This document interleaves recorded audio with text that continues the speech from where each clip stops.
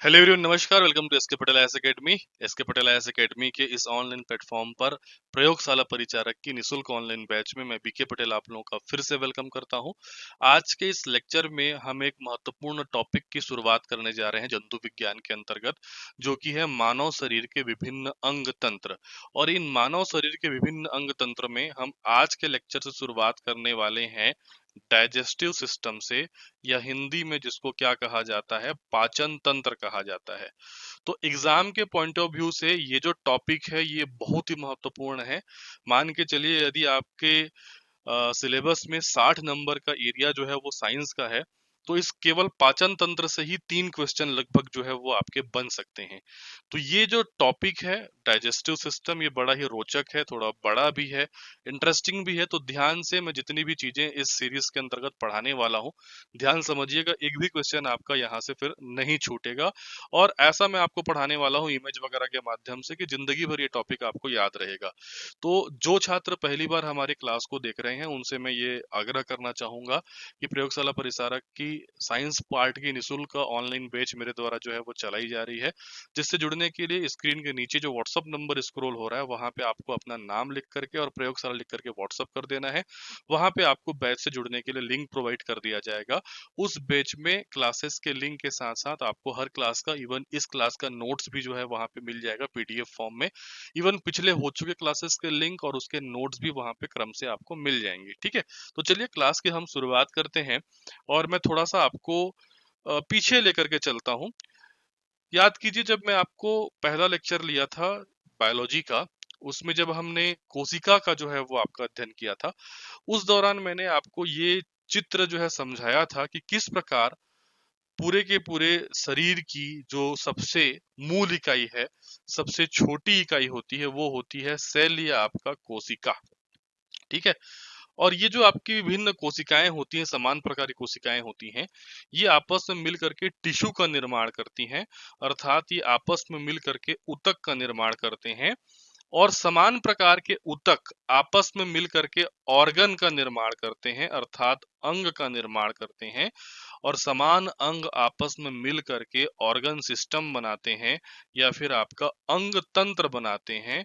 और विभिन्न अंग तंत्र मिल करके ह्यूमन बॉडी का निर्माण करते हैं, मानव शरीर की संरचना जो है वो आपका बनाते हैं। ठीक है, मानव शरीर जो है वो बहुत ही जटिल है। एक ही समय में मानव शरीर में विभिन्न प्रकार की प्रक्रियाएं होते रहती हैं। हम एक ही समय में सांस ले रहे हैं, श्वास छोड़ रहे हैं, हमारे शरीर में ब्लड का सर्कुलेशन हो रहा है, हृदय धड़क रहा है, जो हमने भोजन खाया है वो पाचित हो रहा है। तो मानव शरीर में अलग अलग जैविक क्रियाओं को संपन्न करने के लिए अलग अलग प्रकार के सिस्टम हैं, अलग अलग प्रकार के तंत्र हैं। इन सभी तंत्रों के बारे में मैंने शुरुआती क्लास में जब आपको पाठ्यक्रम अध्यापन करवाया था, सिलेबस के बारे में आपको बताया था, उस दौरान भी मैंने इन सभी तंत्रों के बारे में आपको अवगत कराया था कि यही हमारा सिलेबस है और यहीं से प्रश्न बनता है। ठीक है, एक बार फिर से आपके सामने इनको रख देता हूँ। ठीक, तो देखिए, अलग अलग प्रकार के तंत्र हैं जिसमें हम आज की क्लास से शुरुआत करने वाले हैं किस चीज से? पाचन तंत्र से। पाचन तंत्र, या इसको डाइजेस्टिव सिस्टम जो है वो आपको कहा जाता है, हमारे शरीर में जो है भोजन ग्रहण करने से लेकर उस भोजन को पचाना, उसके पोषक पदार्थों को अवशोषित करना, फिर व्यर्थ पदार्थों को शरीर से बाहर निकालने का जो पूरा का पूरा सिस्टम है, वही है डाइजेस्टिव सिस्टम या फिर आपका पाचन तंत्र। ठीक है, ये एक तंत्र हम पढ़ते हैं। उसके बाद अगला है परिसंचरण तंत्र, या इसको रक्त परिसंचरण तंत्र भी कहा जाता है। इसमें रक्त वर्ड भी आप जोड़ सकते हो। इसको सर्कुलेटरी सिस्टम या ब्लड वेस्कुलर सिस्टम भी कहते हैं। हमारे शरीर में जो आपका हृदय धड़क रहा है, एक पंप की भांति कार्य कर रहा है, और हमारे शरीर में जो धमनियाएं फैली हुई हैं, शिराएं फैली हुई हैं, शरीर में कहाँ पे शुद्ध रक्त बह रहा है, कहाँ पे अशुद्ध रक्त बह रहा है, शुद्ध अशुद्ध किस प्रकार से आपका सेपरेट हो रहा है, विभिन्न प्रकार की जो ब्लड रिलेटेड आपके पूरे के पूरे मैकेनिज्म है, उसको हम परिसंचरण तंत्र के रूप में या सर्कुलेटरी सिस्टम के रूप में पढ़ते हैं, जिसमें हम हार्ट का अध्ययन करते हैं, धमनियों का अध्ययन करते हैं, शिराओं का अध्ययन करते हैं, रक्त की संरचना का अध्ययन करते हैं। तो पाचन तंत्र पढ़ने के बाद हम उस पे आ जाएंगे, परिसंचरण तंत्र पे।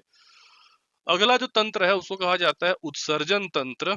ठीक है, एक्सक्रेटोरी सिस्टम, ऐसा भी प्रोनाउंसिएट करते हैं इसको। तो उत्सर्जन तंत्र बेसिकली क्या होता है, हमारे शरीर के जो व्यर्थ पदार्थ होते हैं, ठीक है, खाना को पचाने के बाद जो आपका मल होता है वो भी व्यर्थ पदार्थ है, आपका यूरिन भी व्यर्थ पदार्थ है, पसीना भी जो है वो आपका व्यर्थ पदार्थ है। ये ज्यादा शरीर में नहीं रह सकते, शरीर के लिए हानिकारक होते हैं। तो इन व्यर्थ पदार्थों को शरीर से बाहर निकालने की जो प्रणाली है, जो तंत्र है, वही कहलाता है उत्सर्जन तंत्र। ठीक है, इसको भी अपने को पढ़ना है। तो उत्सर्जन तंत्र में तो मानव शरीर में देखिए बहुत सारे उत्सर्जी अंग हैं, लेकिन जो मेन उत्सर्जी अंग है जो एग्जाम में पूछता है वो है आपका किडनी या वृक्क। तो उसमें बेसिकली हम किडनी या वृक्क के बारे में अध्ययन करते हैं। ठीक है, उसके बाद है रेस्पिरेटरी सिस्टम या श्वसन तंत्र। ठीक है, श्वास लेना श्वास छोड़ना, लंग्स फेफड़े के बारे में जिसमें अध्ययन करते हैं वो श्वसन तंत्र हो गया। तंत्रिका तंत्र, ठीक है, इसके अंतर्गत हम ब्रेन के बारे में पढ़ते हैं, स्पाइनल कॉर्ड के बारे में पढ़ते हैं। नर्वस सिस्टम इसको कहा जाता है, मस्तिष्क का अध्ययन करते हैं, मेरुरज्जु का अध्ययन करते हैं, ऐच्छिक क्रियाओं का अध्ययन करते हैं, अनैच्छिक क्रियाओं का अध्ययन करते हैं। ये सब किस में आता है, तंत्रिका तंत्र में आता है। उसके बाद है एंडोक्राइन ग्लैंड, इसको अंतःस्त्रावी तंत्र या अंतःस्त्रावी ग्रंथि कहते हैं। तो कौन कौन सी अंतःस्त्रावी ग्रंथि है और किसको अंतःस्त्रावी ग्रंथि कहा जाता है, किसको बहिस्त्रावी ग्रंथि कहा जाता है, हार्मोन्स वगैरह के बारे में, एंजाइम वगैरह के बारे में हम इस टॉपिक में पढ़ते हैं। ठीक है, कंकाल तंत्र स्केलेटन सिस्टम, हड्डियों का अध्ययन करेंगे इसमें। पेशीय तंत्र मस्कुलर सिस्टम, पेशियों का अध्ययन करेंगे। अध्यावरणी तंत्र इंटेगुमेंट्री सिस्टम, त्वचा के बारे में इसमें अध्ययन करते हैं। और रिप्रोडक्टिव सिस्टम प्रजनन तंत्र, इसमें जो जननांग है, जनन अंग हैं, उनकी कार्यविधि के बारे में, उनसे निकलने वाले हार्मोन्स वगैरह के बारे में, द्वितीयक लैंगिक लक्षणों के बारे में, इन सभी के बारे में हम प्रजनन तंत्र में जो है वो आपका अध्ययन करते हैं। इनको मैं थोड़ा सा फास्ट इसलिए बता दिया क्योंकि हमारा शुरुआत जो हम कर रहे हैं वो किससे कर रहे हैं, पाचन तंत्र से कर रहे हैं। और आज के लेक्चर में ही हम इसकी शुरुआत जो है वो करेंगे, फिर धीरे धीरे से कम क्रम से जो है वो आपका बढ़ते हुए जाएंगे। मतलब इस लेक्चर से मानव शरीर की शुरुआत हो गई है ना। ह्यूमन एनाटॉमी और फिजियोलॉजी, मानव शरीर और शरीर क्रिया विज्ञान हम शुरू कर चुके हैं, और इस एरिया से ही ज्यादा प्रश्न जो है वो आपके पूछे जाते हैं। ठीक है, तो चलिए क्लास की शुरुआत करते हैं और सबसे पहले हम पाचन तंत्र को थोड़ा समझ लेते हैं। पाचन तंत्र एक बहुत बड़ा टॉपिक है। इस टॉपिक के अंतर्गत क्या क्या पढ़ना है वो मैं अभी आपको डिटेल से बताऊंगा। ठीक है, क्योंकि एक लेक्चर में तो ये कवर नहीं होने वाला, 3 से 4 लेक्चर ये लेता है, तब जाकर के पूरे पाचन तंत्र को आप समझ पाओगे और उससे किसी प्रकार का प्रश्न अगर पूछेगा तो वो आपसे गलत नहीं होगा। ठीक है, अब देखिए जो डाइजेस्टिव सिस्टम है मनुष्यों में या पाचन तंत्र है, उसको 2 भागों में बांटा जाता है, या कह सकते हो 2 भागों में बांट करके पढ़ा जाता है। ठीक है, मैं जो समझाऊंगा, अधिकांश चीजें जो लिखूंगा वो हिंदी में रहेगा, समझाना भी हिंदी में रहेगा। लेकिन बहुत सारे इंग्लिश मीडियम के आग्रह पे, जो उनके स्टूडेंट के आग्रह पे, मैं बहुत सारे टर्म्स को यहाँ पे इंग्लिश में बताते हुए भी चलूंगा। और बायोलॉजी तो ऐसा है कि बहुत सारे टर्म्स को आपको इंग्लिश में ही याद रखना पड़ेगा। ठीक है, तो 2 भागों में क्या क्या इसमें देखते हैं। एक तो देखिए, पाचन तंत्र का एक हिस्सा होता है आहार नाल, एलिमेंट्री कैनाल इसको कहा जाता है। आहार नाल कहते हैं, या इसको क्या कहते हैं, एलिमेंट्री कैनाल, एलिमेंट्री कैनाल। ठीक है, दूसरा जो हिस्सा होता है पाचन तंत्र का वो होता है पाचक ग्रंथियां, पाचक ग्रंथियां, इंग्लिश में क्या कहेंगे, डाइजेस्टिव ग्लैंड्स, डाइजेस्टिव ग्लैंड्स।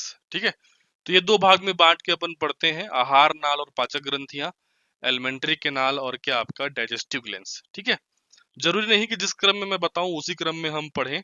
ठीक है, लेकिन इसके अंतर्गत क्या क्या आते हैं वो मैं आपको बता देता हूं। आहार नाल में सबसे पहले आता है मुख गुहा, मुख गुहा।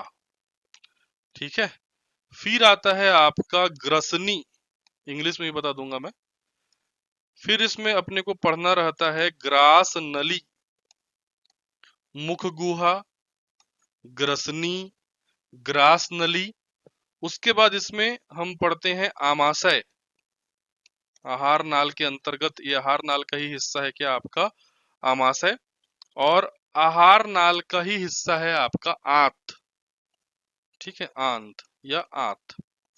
अब इंग्लिश में देख लो, मुख गुहा इसको माउथ कैविटी कहा जाता है, माउथ कैविटी, या इसी को बकल कैविटी भी कहते हैं, माउथ कैविटी या बकल कैविटी, राइट। ग्रसनी फेरिंग्स कहा जाता है, ग्रसनी को क्या कहा जाता है, फेरिंग्स। ग्रास नली, ओइसोफेगस या इसोफेगस, जैसा भी आप प्रोनाउंसिएट करना चाहो, ओ से भी प्रोनाउंसिएट करते हैं, ई से भी प्रोनाउंसिएट करते हैं, ओइसोफेगस या इसोफेगस, ठीक है। अमाशय को स्टमक कहा जाता है, स्टोमक भी बोल सकते हो, स्टमक भी बोल सकते हो। आंत को इंटेस्टाइन कहा जाता है, इंटेस्टाइन।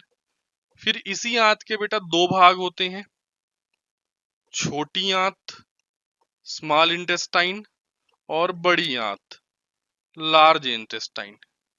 छोटी आंत को क्या कहा जाएगा, स्मॉल इंटेस्टाइन कहा जाएगा, और बड़ी आंत को क्या कहा जाएगा, लार्ज इंटेस्टाइन कहा जाएगा।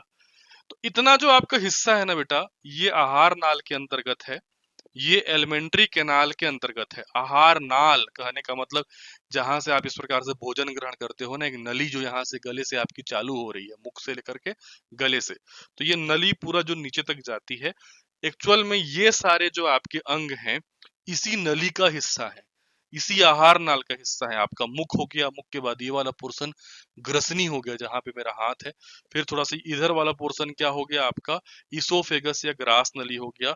फिर आपके पेट में है आमाशय, फिर पेट के नीचे, आमाशय के नीचे है आपका आंत। तो आंत के दो भाग हैं, छोटी आंत और बड़ी आंत। अब मैं अपने शरीर का पोस्टमार्टम नहीं करूंगा, आपके लिए चित्र आगे इंतजार कर रहा है जिसको हम डिटेल समझेंगे। अभी फिलहाल तो अभी ये कैसे क्लासिफाई करके पढ़ते हैं उसको देख लीजिए। तो इतना आपको समझ में आ गया होगा, मुख गुहा हो गया, ग्रसनी हो गया, ग्रास नली हो गया, अमाशय हो गया, आंत हो गया, फिर आंत में छोटी आंत और आपका बड़ी आंत, राइट। पाचक ग्रंथियों में हम किनका किनका अध्ययन करते हैं, पाचक ग्रंथियों में हम अध्ययन करते हैं, या पाचक ग्रंथियों के अंतर्गत है सबसे पहले लार ग्रंथि, लार ग्रंथि, ठीक है। ये पाचक एंजाइम जो है वो सेक्रेट करती है, अभी हम पढ़ेंगे आगे इसको कि लार से किस प्रकार से लाइसोजाइम, टाइलाइन, टाइलिन जो आपके एंजाइम है वो निकलते हैं, और इन एंजाइम का क्या फंक्शन होता है, क्या कार्य होता है, ठीक है। उसके बाद पाचक ग्रंथियों में है यकृत, और पाचक ग्रंथियों के अंतर्गत ही आता है अग्नाशय। अब ऐसा नहीं है कि ये अलग है, ये भी आहार नाल से जुड़ा हुआ है, बट ये डायरेक्ट मतलब ये आहार नाल का हिस्सा ना होकर के एक्चुअल में एक प्रकार के डाइजेस्टिव ग्लैंड होते हैं, पाचक ग्रंथियां होती हैं, ठीक है। लार ग्रंथि सेलेवरी ग्लैंड कहा जाता है इसको, लार ग्रंथि को अपन क्या कहते हैं, सेलेवरी ग्लैंड कहते हैं, सेलेवरी ग्लैंड, लार ग्रंथि। यकृत को लीवर कहा जाता है, और जो अग्नाशय है, अग्नाशय को पैनक्रियास कहते हैं, अग्नाशय को क्या कहा जाता है, पैनक्रियास कहा जाता है, ठीक है। तो डाइजेस्टिव ग्लैंड के अंतर्गत क्या क्या याद रखोगे बेटा आप, डाइजेस्टिव ग्लैंड के अंतर्गत आप याद रखोगे सेलेवरी ग्लैंड को, लार ग्रंथियों को, आप याद रखोगे किसको, यकृत को, लीवर को, और आप याद रखोगे अग्नाशय या पैनक्रियास को। तो इस प्रकार से जो हमारा पाचन तंत्र है, डाइजेस्टिव सिस्टम है, उसको दो भागों में वर्गीकृत किया जाता है, आहार नाल और पाचक ग्रंथियां, एलिमेंट्री कैनाल और डाइजेस्टिव ग्लैंड। एलिमेंट्री कैनाल के अंतर्गत है माउथ या बेकल cavity, pharynx, oesophagus, stomach, intestine. मुख गुहा, ग्रसनी, ग्रास नली, आमाशय, आंत, उसमें छोटी आंत, बड़ी आंत। डाइजेस्टिव ग्लैंड के अंतर्गत आते हैं सेलेवरी ग्लैंड, लीवर और पैनक्रियास, ठीक है। पाचक ग्रंथियों के अंतर्गत आते हैं लार ग्रंथियां, यकृत और अग्नाशय, ठीक है। अब इनको हम डिटेल में जो है वो आपका पढ़ते हुए चलेंगे, ठीक। सबसे पहले तो मैं आपके सामने डाइजेस्टिव सिस्टम का, पाचन तंत्र का चित्र रख देता हूं। अब डिजिटल जमाना है तो इतना तो यूज करना बनता है, नहीं तो एक समय में ऐसा भी था कि इसका पूरा चित्र मैं बनाता था, ठीक है, हाथ से व्हाइट बोर्ड पे, फिर उसमें नामांकित करते थे। अभी भी कई टीचर्स ऐसा ही पढ़ाते हैं, लेकिन मेरी ये सोच रहती है कि अगर आपके पास डिजिटल संसाधन है तो उसका भरपूर उपयोग करना चाहिए, ठीक है। तो यहाँ पे देखिए, नामांकित भी पहले से है इंग्लिश में। हिंदी वाला पोर्शन मैंने छोड़ दिया ताकि समझाते हुए आपको यहाँ पे नामकरण करते हुए चलो। सबसे पहले तो आपको पाचन तंत्र पढ़ने से पहले ये जो पाचन तंत्र का स्ट्रक्चर है, चित्र है, ये आपके दिमाग में ऐसे बैठा होना चाहिए। ठीक है। भोजन के निगलने से निकालने तक का जो पूरा का पूरा एक प्रक्रिया है, एक कहानी के रूप में आपको पता होना चाहिए। ठीक है। तो इसमें देखो, पहले मैं नामकरण कर देता हूँ, फिर हल्का सा समझा दूंगा, फिर एक एक अंक को अपने को पढ़ना है इसमें। ठीक। सबसे शुरुआत में यहाँ पे जो पोर्शन आपको दिखाई दे रहा है, हमारा ये मुंह वाला हिस्सा, ये है माउथ कैविटी। माउथ कैविटी ये वाला हिस्सा, और हिंदी में क्या कहेंगे इसको, मुख गुहा। कैविटी मतलब क्या होता है, गुहा। ठीक है। ऐसा होलो जो आपके स्ट्रक्चर होता है उसको कैविटी कहते हैं, मुख गुहा। ठीक है। अब देखो, ये जो मुख गुहा होता है ना बेटा, इसमें ये वाला जो ग्रंथि आप देख रहे हो, जबड़ा, मान लो ये जबड़ा है, इस प्रकार से ऐसा जबड़ा है मेरा हाथ, तो ये ऊपर वाला जबड़ा हो गया, फिर ये नीचे वाला जबड़ा हो गया। तो ऊपर जबड़े के ऊपर, ऊपर जबड़े के ऊपर भी लार ग्रंथियां हैं, और निचले जबड़े के नीचे भी लार ग्रंथियां हैं। ये यहाँ पे ग्रंथि दिखाई दे रही है ऊपर जबड़े के ऊपरी भाग में, और निचले जबड़े के निचले भाग में भी ग्रंथियां आपको दिखाई दे रही है। ये दोनों जो ग्रंथियां हैं, ये हैं सेलेवरी ग्लैंड, या क्या, लार ग्रंथियां। ग्रंथियां मैं इसलिए कह रहा हूं क्योंकि इनकी संख्या एक नहीं है, इसीलिए ग्रंथियां वर्ड यूज कर रहा हूँ, एक से ज्यादा है। मुख गुहा समझ में आ गया। जबड़े के ऊपर, और जबड़े के मतलब ऊपरी जबड़े के ऊपर और निचली जबड़े के नीचे लार ग्रंथियां पाई जाती हैं, सेलेवरी ग्लैंड पाए जाते हैं। ठीक है। उसके बाद ये जो हमारा गला वाला हिस्सा है, अब आहार नाल आगे बढ़ रहा है, तो गला वाला हिस्सा का जो सबसे पहला शुरुआत होता है, आहार नाल का सबसे पहले शुरुआत होता है फेरिंग्स से। आहार नाल की शुरुआत होती है बेटा फेरिंग्स से या ग्रसनी से। ठीक है। ग्रसनी से शुरुआत होगी, फेरिंग से। फिर मैं बताया था कि चेस्ट के अंदर ये वाला हिस्सा जो गया है, नली, उसको कहते हैं इसोफेगस या ग्रास नली। ग्रास नली, जहां से आप खाना निगल रहे हो, ग्रास कर रहे हो, वो है ग्रास नली। समझ में आ गया। कंफ्यूज हो जाते हैं कई बार बच्चे ग्रसनी और ग्रास नली में कि कौन सा पहले है कौन सा बाद में है।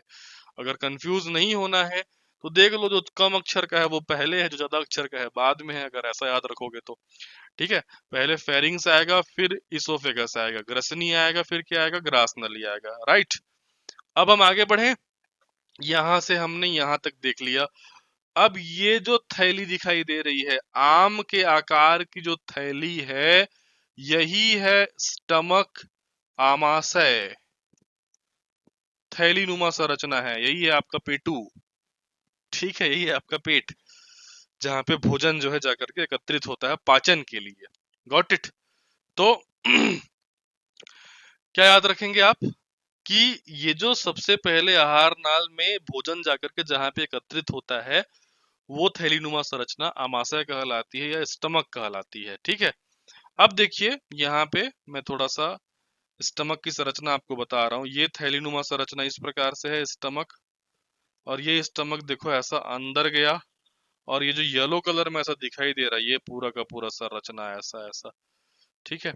ये आगे बढ़ करके, स्टमक से जो आपकी नाली है आगे बढ़ करके, ये येलो कलर में जो संरचना आपको दिखाई दे रही है, ये पूरी की जो पूरी संरचना है उसको कहा जाता है छोटी आंत। अमाशय के बाद आंत आता है, वो बताया था। आंत के दो भाग है, छोटी आंत और बड़ी आंत। तो जो येलो कलर की छोटी नली है, वो है छोटी आंत। ठीक है। छोटी आंत, अतड़ी। ठीक है। उसके बाद देखो, ये येलो कलर की नली यहाँ पे खुल रही है। ठीक है। अब ये जो गुलाबी कलर का बड़ा सा जो पाइप नुमा संरचना दिख रहा है, ये वाला संरचना, ये वाला जो नली है, ये है लार्ज इंटेस्टाइन, या इसको कहेंगे अपन बड़ी आंत। लार्ज इंटेस्टाइन, या क्या कहा जाएगा, बड़ी आंत। छोटी आंत, बड़ी आंत समझ में आ गया। अब देखो, इनके भी अलग अलग हिस्से होते हैं। स्मॉल इंटेस्टाइन के अलग अलग हिस्से हैं, लार्ज इंटेस्टाइन के अलग अलग हिस्से हैं। ठीक है। अब लार्ज इंटेस्टाइन में ही अगर आप देखोगे तो एक हिस्सा है अपेंडिक्स। एक्चुअल में ये हमारा वेस्टिजियल ऑर्गन है, अवशेषी अंग है। शुद्ध हिंदी में इसको उपांत्र कहा जाता है। ठीक है। उसके बाद ये दिखाई दे रहा रेक्टम। रेक्टम को कहते हैं मलाशय, जहां पे मल इकट्ठा होता है। ठीक है। वो क्या कहलाता है? आपका मलाशय या फिर आपका रेक्टम। और ये है आपका एनस। इसको मल द्वार कहा जाता है, जहां से मल परित्याग करते हैं मानव। ठीक है। या मल द्वार, या कई जगह इसको गुदा द्वार या गुदा लिखा हुआ मिलेगा आपको। ठीक है। मल द्वार या आपका गुदा द्वार या एनस। ठीक। क्या बच गया? देखो, जो बच गया उसको हम अलग से यहाँ पे आपको बता रहे हैं। ठीक। यहाँ पे आप देख सकते हो कि अमाशय के इस हिस्से में एक ऐसा त्रिभुजाकार संरचना दिखाई दे रही है। ये है लीवर, यकृत। लीवर के नीचे ये हरे रंग की थैली जो आपको दिखाई दे रही है, इसको कहा जाता है गाल ब्लैडर, या इसको कहते हैं पित्ताशय। पित्त धन आशय वर्ड से बना है। वो आशय, वो थैली जिसमें पित्त भरा हुआ होता है, उसको कहा जाता है क्या? आपका पित्ताशय। राइट। उसके बाद यहाँ पे येलो कलर की संरचना जो आपको दिखाई दे रही है इस प्रकार से, गुच्छे नुमा, अंगूर के गुच्छे नुमा जो संरचना दिखाई दे रही है येलो कलर का। एक्चुअल में ये येलो नहीं होता, हल्का गुलाबी होता है ये, लेकिन यहाँ पे येलो है। इसको कहा जाता है पेनक्रियाज, अग्नाशय। पेनक्रियाज या क्या कहेंगे? आपका अग्नाशय कहेंगे। तो ये हो गया पूरा का पूरा डाइजेस्टिव सिस्टम का एक नामकरण। अब मैं इसको कहानी के रूप में आपको समझा रहा हूं। इमेजिन कीजिए कि आप खाने के लिए बैठे हैं, आपके सामने थाली है, रोटी खा रहे हैं, चावल खा रहे हैं, जो भी खा रहे हैं।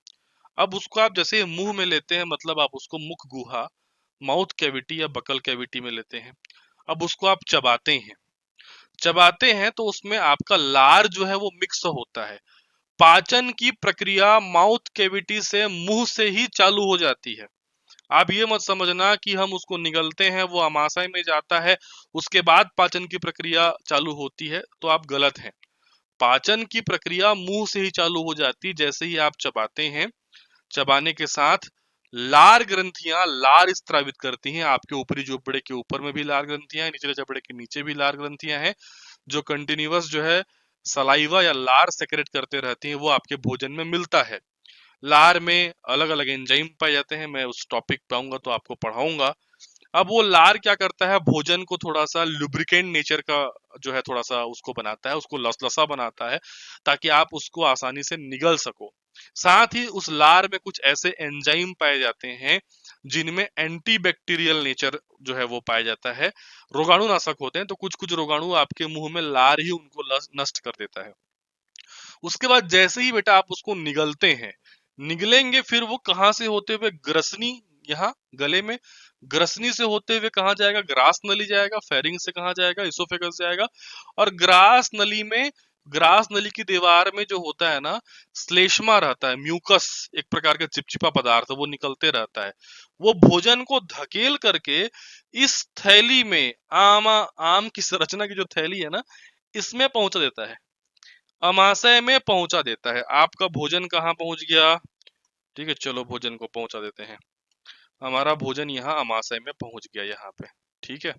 लगभग 4 घंटे के आसपास यहाँ पे आपका मैगी रहेगा। मैगी खाया है आपने? देखो, नूडल्स। ठीक है।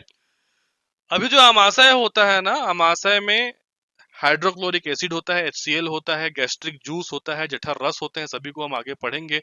पाचक रस पाए जाते हैं। अब ये अमाशय पाचक रस निकालता है, और आपने जो भी मैगी वगैरह खाया है, रोटी वगैरह खाया है, उसको कूटता है, पीसता है, गलाता है, उसका पाचन चालू कर देता है। क्वेश्चन सिंपल सा पूछता है कि भोजन का पाचन कहाँ होता है? आप उत्तर ले लेना चुपचाप बेटा, क्या अमाशय। भोजन का पाचन मेन कहाँ हो रहा है? आपको दिख गया, पता चल गया कि भोजन का पाचन कहाँ होता है। भोजन का पाचन जो है वो आपका अमाशय में होता है। अब क्या होता है कि ये भोजन अब आगे बढ़ेगा। ठीक है, पचा हुआ भोजन इधर से आगे बढ़ेगा इस नली में। अब ये नली पे ध्यान देना जो मैं ग्रीन कलर में यहाँ पे इंडिकेट कर रहा हूँ। इस नली में आप देख सकते हो यकृत से जुड़ी हुई नलिका खुलती है, लीवर डक्ट खुलता है। इसी नली में बाइल डक्ट खुलता है, पित्ताशय से जुड़ी हुई नलिका पित्त नलिका या बाइल डक्ट खुलता है। इसी नली में आप देख सकते हो पेनक्रिएटिक डक्ट खुलता है, अग्नाशयी नलिका खुलती है। मैं ये बताना चाह रहा हूं कि पाचित भोजन जब यहां से गुजरता है बेटा, तो यकृत से पाचक रस इसमें आकर के मिलते हैं, पित्ताशय से पित्त रस इसमें आकर के मिलता है, अग्नाशय के एंजाइम इसमें आकर के मिलते हैं, इसीलिए उनको पाचक ग्रंथियां कहा जाता है। अब ये भोजन आगे बढ़ के जाता है, इस येलो कलर का जो आपको ये अतड़ी दिखाई दे रहा है, ठीक है, लंबा चौड़ा, मतलब कहाँ जा रहा है, छोटी आंत में जाता है। छोटी आंत का काम ये होता है कि पाचित भोजन में जितने भी न्यूट्रिशन वैल्यूज हैं, जितने भी पोषक पदार्थ हैं, उनको एब्जॉर्ब करना, उनको अवशोषित करना। तो भोजन का अधिकांश अवशोषण कहाँ होता है, ऐसा प्रश्न बनता है। उत्तर चुपचाप ले लोगे क्या आपका, छोटी आंत। ठीक है, भोजन का पाचन कहाँ हुआ, अमाशय में हुआ, और उस पाचित भोजन के पोषक पदार्थों को अवशोषित कौन कर रहा है, छोटी आंत। ध्यान रखेगा छोटी आंत, क्योंकि आंत दो है, इसका बड़ा भाई भी है बड़ी आंत। बड़ा वाला नहीं काम कर रहा है, छोटा वाला काम कर रहा है भोजन के पोषक पदार्थों को अवशोषित करने का। तो स्मॉल इंटेस्टाइन का मेन काम होता है भोजन का अवशोषण करना। सैकड़ों बार, सैकड़ों एग्जाम में इसको पूछ चुका है बेटा। ठीक है, अब देखो क्या है, लगभग लगभग 99% मान के चलो भोजन का यहाँ पे अवशोषण हो जाता है पाचक पदार्थों का, लेकिन कुछ हिस्सा, ठीक है, अब देखो अनपचा भोजन अब बड़ी आंत में जाता है यहाँ। अब बड़ी आंत में पहुंचा हुआ भोजन एक प्रकार का मान सकते हो मल ही है, जिसको शरीर से बाहर करना है। लेकिन इसको मल बनाने का काम कौन करेगा, ये बड़ी आंत करेगा। कैसे मल बनाएगा, ये जो आपका व्यर्थ पदार्थ है जो बड़ी आंत से गुजर रहा है, इस बड़ी आंत में जो आपका अभी व्यर्थ पदार्थ है, इसमें पानी की मात्रा ज्यादा है। इतनी ज्यादा मात्रा में पानी जो है वो मल के साथ वेस्ट नहीं कर सकते। तो बड़ी आंत क्या करता है, जो उस व्यर्थ अब पदार्थ बचा हुआ है, उसमें जो पानी की मात्रा है, जो जल की मात्रा है, उसको ये अवशोषित कर लेता है। तो जल का अवशोषण कर लेता है, और अवशोषण करने के बाद वो व्यर्थ पदार्थ सेमी सॉलिड नेचर का होता है, मल। ठीक है, तो सेमी सॉलिड बना करके उसको जो है शरीर से क्या कर देते हैं, फिर आपका मल द्वार के थ्रू, गुर्दा द्वार के थ्रू बाहर कर देते हैं।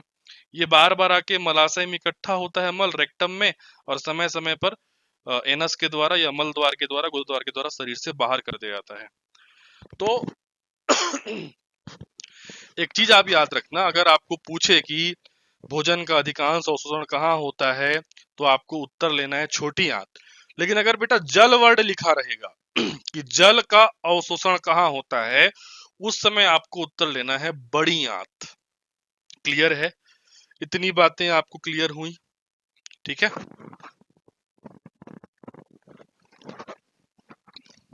ठीक, तो आई थिंक अब आप समझ गए होंगे कि किस प्रकार से हमारा डाइजेस्टिव सिस्टम काम करता है।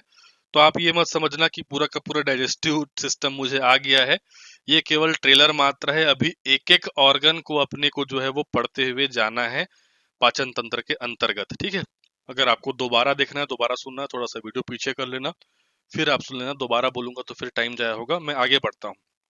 अब देखिए, इसमें अपने को हर एक अंग को पढ़ना है।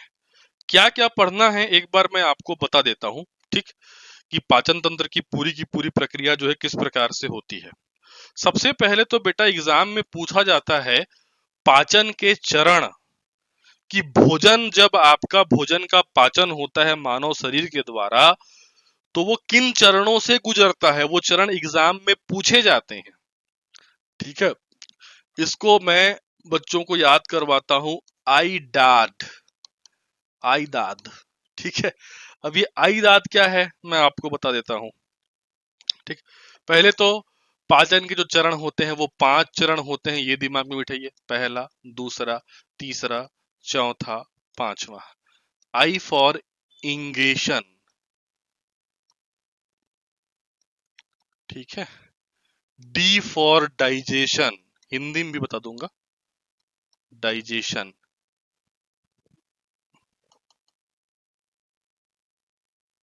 ठीक। A for absorption,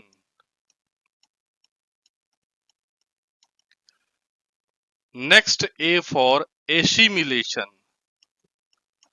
assimilation. और जो लास्ट डी है इसका मतलब है डिफेकेशन, डिफेकेशन। क्या मतलब है इसका? ठीक है। इंगेशन, इंगेशन मतलब होता है, इंगेशन का मतलब क्या होता है? अंतर्ग्रहण, अंतर्ग्रहण शुद्ध हिंदी में इसको कहते हैं। डाइजेशन मतलब पाचन, एब्जॉर्प्शन मतलब अवशोषण, एब्जॉर्प्शन मतलब क्या होता है? अवशोषण। एसिमिलेशन मतलब होता है स्वांगीकरण, एसिमिलेशन का मतलब क्या होता है? स्वांगीकरण। डिफेकेशन का मतलब होता है मल परित्याग, मल परित्याग, डिफेकेशन। ओडीएफ वर्ड सुना है ना? ओडीएफ वर्ड सुना होगा ना, ओडीएफ ब्लॉक, ओडीएफ जिला। इसका मतलब क्या होता है? ओपन डिफेकेशन फ्री, खुले में शौच मुक्त। डी मतलब क्या होता है? डिफेकेशन होता है। ठीक है। तो ये पाचन के जो है वो 5 चरण हैं, जिसको आप इंग्लिश में आई दाद या आई डैड करके याद रख सकते हो। बस डबल है, आपको याद रखना है। I for ingestion, D for आपका digestion, A for absorption, A for assimilation, D for defecation. ठीक है। अब देखिए, इसको आप सीधे तरीके से ऐसे भी याद रख सकते हो कि सबसे पहले भोजन को निगला जाता है, वो है आपका अंतर्ग्रहण या इंगेशन। ठीक है। निगलने के बाद भोजन को पचाया जाता है, तो वो दूसरा स्टेप हो गया डाइजेशन या पाचन। पाचन करने के बाद उसके पोषक पदार्थों को शरीर के द्वारा एब्जॉर्ब किया जाता है। छोटी आंत एब्जॉर्ब करती है ना, तो वो वाला पार्ट क्या हो गया आपका? एब्जॉर्प्शन या अवशोषण। फिर एसिमिलेशन का मतलब क्या है? ये स्वांगीकरण का मतलब क्या है? ये वर्ड क्या है? देखो, पचे हुए पदार्थों का या फिर जो हमने पोषक पदार्थ अवशोषित किया है, इस पोषक पदार्थ का शरीर के द्वारा उपयोग में लाया जाना ही एसिमिलेशन है, स्वांगीकरण। अंतर्ग्रहण का सीधा अगर सरल मतलब बताऊं तो ये हो गया निगलना। पाचन मतलब उस भोजन को पीसना, कूटना, पचाना। अवशोषण का मतलब वही है, जो उस भोजन में पोषक पदार्थ हैं उनको क्या करना? अवशोषित करना। अब आपने जो पोषक पदार्थ अवशोषित किया, शरीर ने जो पोषक पदार्थ अवशोषित किया, छोटी आंत ने जो पोषक पदार्थ अवशोषित किया, उस पोषक पदार्थ का शरीर के द्वारा उपयोग में लाया जाना, यह स्टेप कहलाता है स्वांगीकरण या एसिमिलेशन। अब जो व्यर्थ पदार्थ है उसको शरीर से बाहर निकालना, व्यर्थ पदार्थों का। ठीक है। जो व्यर्थ पदार्थ होते हैं उनको शरीर से बाहर निकालना, वो कहलाएगा मल परित्याग या डिफिकेशन। तो कोई कोडिंग डिकोडिंग करने की आवश्यकता नहीं है। निगलोगे वो कहलाएगा इंगेशन, फिर जो पचाओगे वो कहलाएगा डाइजेशन, पचे हुए पदार्थ में से पोषक पदार्थों को एब्जॉर्ब करोगे वो कहलाएगा एब्जॉर्प्शन। ठीक है। जो न्यूट्रिएंट आपने एब्जॉर्ब किए हैं उनका आप शरीर के द्वारा उपयोग में लाया जाना एसिमिलेशन कहलाएगा, और व्यर्थ पदार्थों को शरीर से बाहर निकालना डिफेकेशन कहलाएगा। अंतर्ग्रहण, पाचन, अवशोषण, स्वांगीकरण, मल परित्याग, इन 5 चरणों में पाचन की पूरी प्रक्रिया जो है वो आपका संपन्न होती है। ठीक है। अब इस पूरे के पूरे पाचन तंत्र को कैसे पढ़ा जाता है? एक सीक्वेंस में पढ़ा जाता है। किस सीक्वेंस में पढ़ा जाता है? जिस सीक्वेंस में हमने ये पूरा का पूरा डाइजेस्टिव सिस्टम समझा है। सबसे पहले हम शुरुआत करेंगे किससे? मुख से। मुंह के बारे में अध्ययन करेंगे, फिर उसके बाद ग्रसनी के बारे में, ग्रास नली के बारे में, अमाशय के बारे में, छोटी आंत के बारे में, बड़ी आंत के बारे में, लीवर के बारे में, पित्ताशय के बारे में, अग्नाशय के बारे में, ये सब के बारे में पढ़ते हुए जाना है। ठीक है। तो ये एक लेक्चर में कवर नहीं होता, इसको स्टेप बाय स्टेप डिटेल से पढ़ा जाता है, ठीक है। और इससे ढेर सारे क्वेश्चन बनते हैं। इस टॉपिक से मैं आपको ढेर सारे एमसीक्यू कराऊंगा, उस एमसीक्यू में से बाहर से आपसे कोई भी क्वेश्चन और नहीं पूछ सकता। जितने क्वेश्चन यहाँ से बन सकते हैं उतने अपन कर लेंगे, ठीक है। तो इसमें आप देखो क्या क्या पढ़ेंगे वो मैं आपको बता दे रहा हूं। सबसे पहले हम मुख गुहा, माउथ कैविटी के बारे में पढ़ेंगे। यहाँ जो आपका माउथ कैविटी है उसकी संरचना के बारे में हम देखेंगे। फिर उस माउथ कैविटी के अंतर्गत हम सबसे पहले अध्ययन करेंगे लार ग्रंथि का। कौन कौन सी लार ग्रंथि पाई जाती है, पैरोटिड ग्लैंड के बारे में, सब मैंडिबुलर या सब आपका मैक्सिलरी ग्लैंड के बारे में, सब लिंगुअल ग्लैंड के बारे में। लार ग्रंथि पढ़ने के बाद हम देखने वाले हैं टीथ्स के बारे में, दांतों के बारे में। जो मानव में 4 प्रकार के अलग अलग दांत पाए जाते हैं, incisor, canine, premolar, molar, Hindi में भी बताऊंगा मैं आपको, ठीक है। फिर उसके बाद जो है हम देखेंगे आपका ये दांतों के जो आपके प्रकार हैं, इनकी संख्या है। इसको मैं 3D आपका इमेज के माध्यम से समझाऊंगा, जिसको एक बार अगर आप समझ गए दोबारा आपको पढ़ना नहीं पड़ेगा। फिर हम देखने वाले हैं दंत सूत्र या फिर आपका टीथ फॉर्मूला। ये एक ऐसा बोलना चाहिए कि टॉपिक है जिससे कई बार कई प्रकार के एग्जाम में प्रश्न जो है वो आपका पूछा जाता है। आईसीपीएम के नाम से जानते हैं, वो भी मैं आपको समझाऊंगा। दांत फॉर्मूला क्या होता है, निकालने का तरीका क्या होता है। देन हम लोग देखने वाले हैं जीभ के बारे में। ऐसा नहीं है कि मुख गुहा में केवल आपको लार ग्रंथि के बारे में, दांत के बारे में पढ़ना है, जीभ के बारे में भी हम देखेंगे, ठीक है। फिर हम आगे बढ़ेंगे और एक एक करके जो हमारे आपके अलग अलग अंग हैं, तो सबसे पहले मैंने कहा ग्रसनी से जो है हम शुरुआत करेंगे। ग्रसनी के बाद जो है हम आगे जाएंगे। ग्रसनी के बाद क्या है हमारा ग्रास नली या इसोफेगस या ओइसोफेगस के बारे में हम देखेंगे। उसके बाद हम देखेंगे किसके बारे में, स्टमक या अमाशय के बारे में।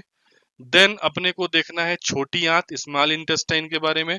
फिर उसके बाद अपने को देखना है बड़ी आंत, ठीक है। बड़ी आंत को कोलन भी कहते हैं, मैं समझाऊंगा इसको 3D डायग्राम के थ्रू, इसको अपने को पढ़ना है। फिर उसके बाद अपने को देखना है यकृत या लीवर के बारे में। इस लीवर के किस प्रकार की संरचना होती है, क्या क्या फंक्शन होते हैं लीवर से, क्या क्या प्रश्न बनते हैं, उन सभी का हम अध्ययन करेंगे। लीवर के बाद हम सबसे अंतिम में अध्ययन करेंगे किसका, अग्नाशय या फिर आपका पैनक्रियास का। तो ये जितनी भी चीजें मैंने आपको बताई, इसको हम आगामी लेक्चर में सीक्वेंस में जो है वो आपका पढ़ते हुए जाएंगे। सबसे पहले जो है हम शुरुआत करने वाले हैं अगले लेक्चर में किससे, माउथ कैविटी से, मुंह से हम शुरुआत करेंगे। लार ग्रंथि पढ़ेंगे, दांत पढ़ेंगे, जीभ वगैरह के बारे में पढ़ेंगे, ठीक है। तो मिलता हूं मैं आपको अगले लेक्चर में, इसी को कंटिन्यू करेंगे। तब तक के लिए धन्यवाद, थैंक यू।